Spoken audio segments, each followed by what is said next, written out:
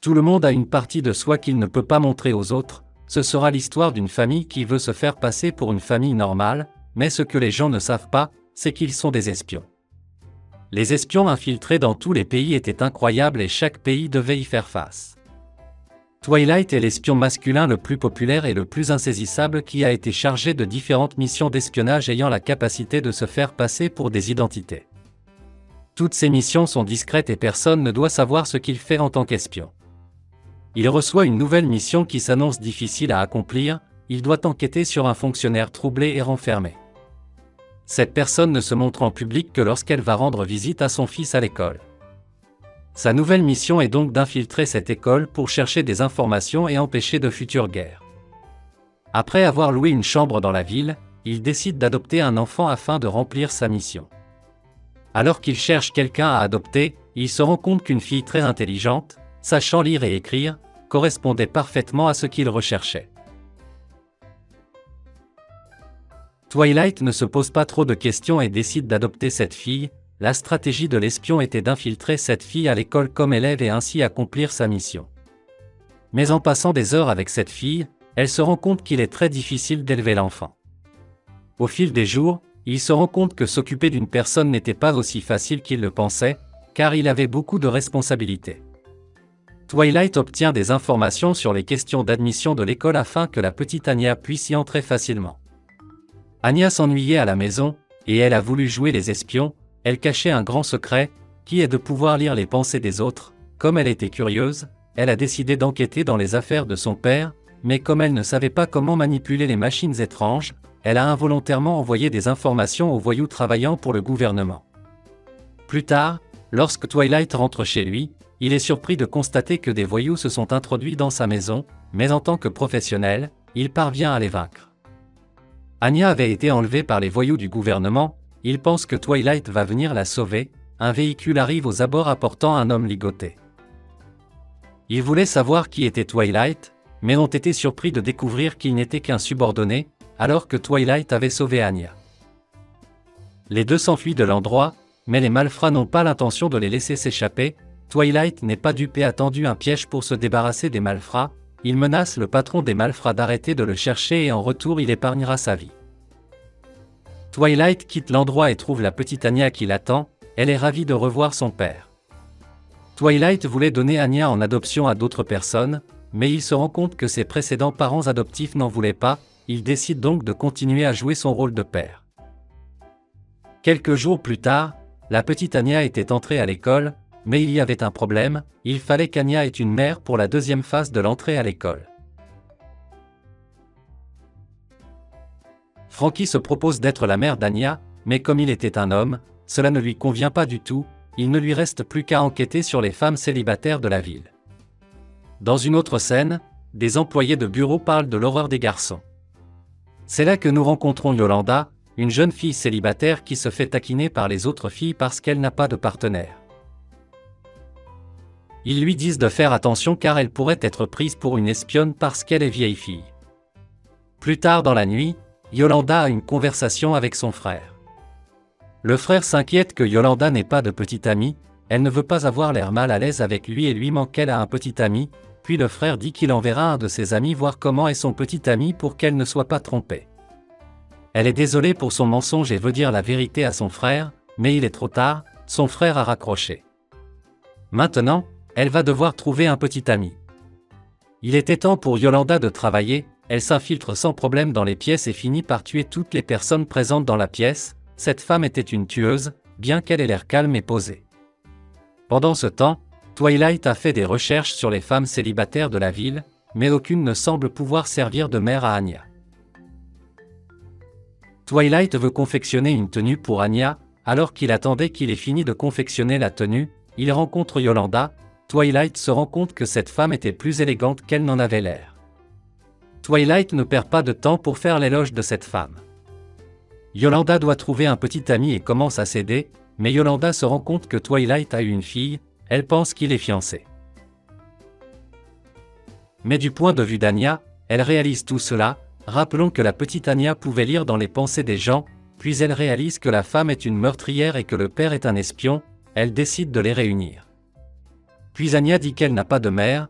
Yolanda demande à Twilight s'il n'a pas de femme. Il lui ment en lui disant qu'il avait une femme mais qu'elle est morte, il y a longtemps et qu'il cherche maintenant une mère pour Anya. Yolanda est excitée et lui demande de lui rendre un service. La faveur consiste à ce qu'il fasse semblant d'être son petit ami. Twilight avait une condition, qu'elle se fasse passer pour sa femme afin qu'Anya puisse entrer dans une école prestigieuse. Ils acceptent tous deux le marché. Yolanda devait aller à une fête pour présenter son petit ami à l'ami de son frère, mais Twilight avait du travail à faire ce jour-là.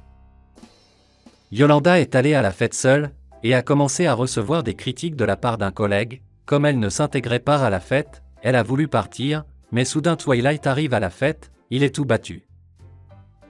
Twilight s'excuse de son retard et se présente comme le mari de Yolanda. La femme n'en revient pas, il veut l'humilier en disant que Yolanda était pauvre et que pour survivre, elle avait couché avec de nombreux hommes, mais Twilight la défend. Il explique que ce que Yolanda a fait est admirable, tout faire pour survivre, c'est la femme parfaite. Twilight ne pouvait pas supporter cette fête et elles sont parties toutes les deux. Mais les brutes suivaient toujours Twilight, il les a achevées. Twilight ment en disant que ce sont juste des fous avec des armes. Ils parviennent à s'échapper, mais n'oublions pas la demande en mariage la plus spectaculaire de l'anime, regardez.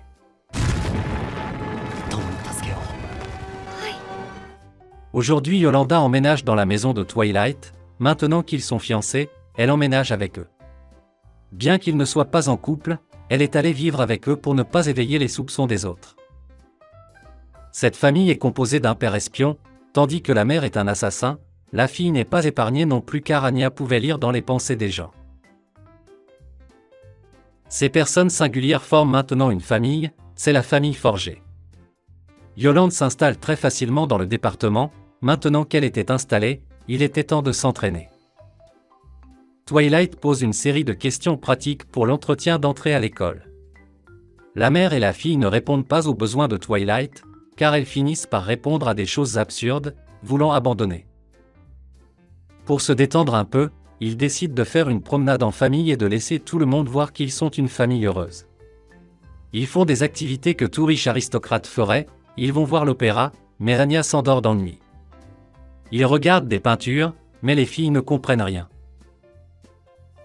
Ils partent à la recherche de nouvelles tenues pour les dames, on ne peut s'empêcher de les appeler un bon couple. Alors qu'ils poursuivent leur promenade décontractée, Twilight est déçu par ses filles, il espère simplement que les choses finiront par s'arranger.